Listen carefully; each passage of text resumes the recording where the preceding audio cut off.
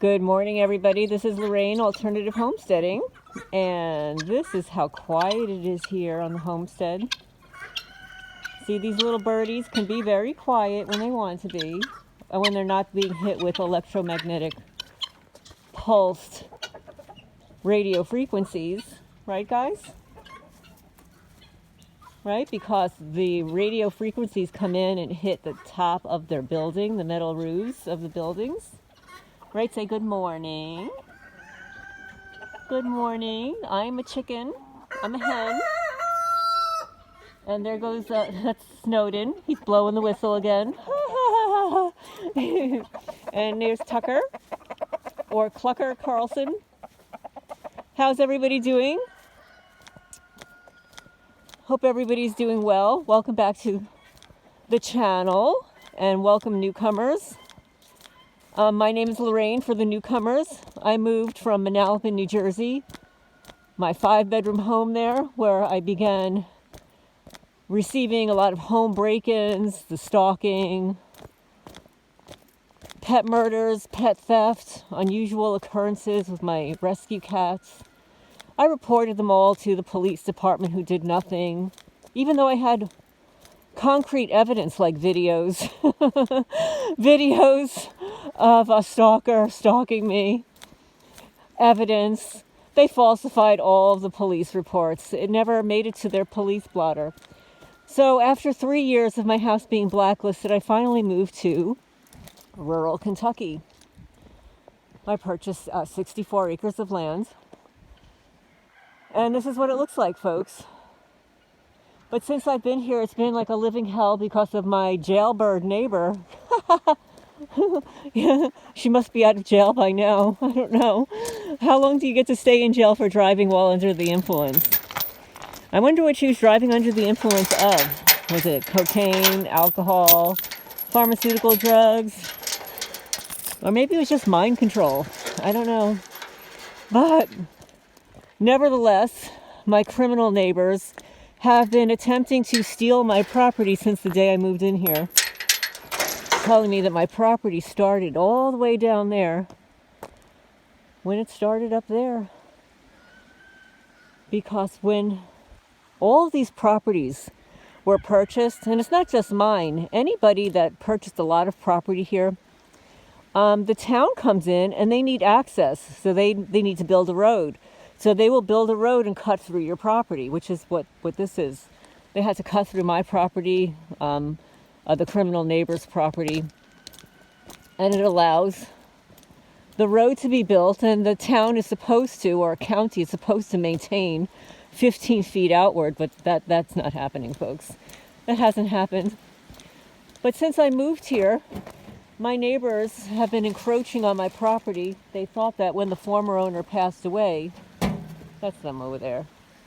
They thought that when the former owner passed away, that they could get over on the new owner, me, and steal the property. So they have been threatening anybody that works over here. They put bullet holes through that no trespassing sign. They have taken down all my stakes. You can see there's like one pink stake there. I had this re-staked now 3 times, and all the stakes are missing. All the pink stakes are missing with the flags. I even had the surveyor back here again this week to survey, to re-stake my property down there. And the fence there, that may have been built by them, or it may have been built by the former owner, is over the property line.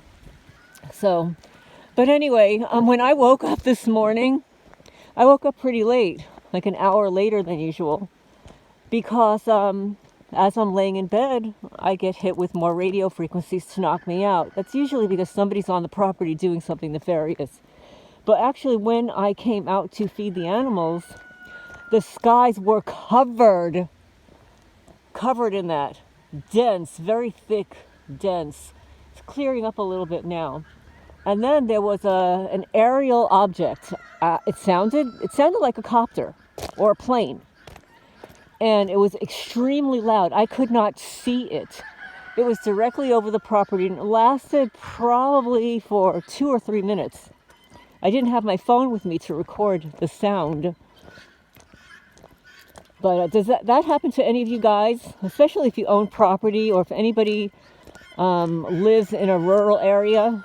I've heard from a few people about the rural areas being bombarded by these creatures. But here, this is what it looks. This is what it looks like in the morning.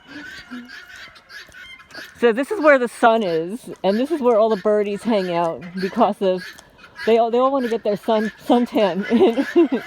Look at that. What you doing, guys? Say hi to everybody. Say hi, everybody. Say hi, everybody. Here, let's see if we can zoom it in here. Let's see these little critters.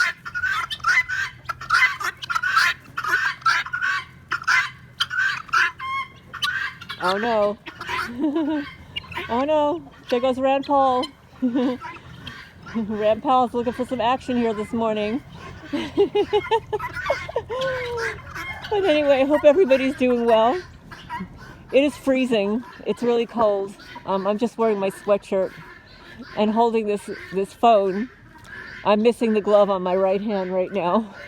So I'm going to sign off for now. I will be recording this weekend. There you go, folks. I will be recording sometime this weekend all the Gorilla Guy stuff. Because Frank Allen, traitor, he's obviously a traitor. He's on the wrong side of history. Frank Allen targeted Massachusetts, had an interview with him on the 6th, Friday the 6th. It was kind of impromptu because his guest backed out, and I told him about the cyber stalker. So I got on his show for an hour and spoke about what's been happening to me with Nerve Gorilla, also Jitsi, whatever, IOP, and his various other names, who has his own private server that he uses to harass and stalk people on the internet. I mean, he's obviously a paid perpetrator. I mean, people call them gang stalkers. I really don't like that term. I think that the term gang stalker was designed intentionally by the deep state to discredit us. It's stalking, folks. It's mobbing. Mobbing is when there is more than one individual, and when there's a person in a position of authority to stop the stalking and harassment and the bullying. When a person in a position of authority joins in, participates, or knows about it and does nothing, it's considered to be mobbing. So you can call what's happening to everyone mobbing because your police department doesn't arrest these creatures. Your police department doesn't accurately report the crimes happening to you. The police department perpetrates further crimes against you by falsifying reports, refusing to correct them.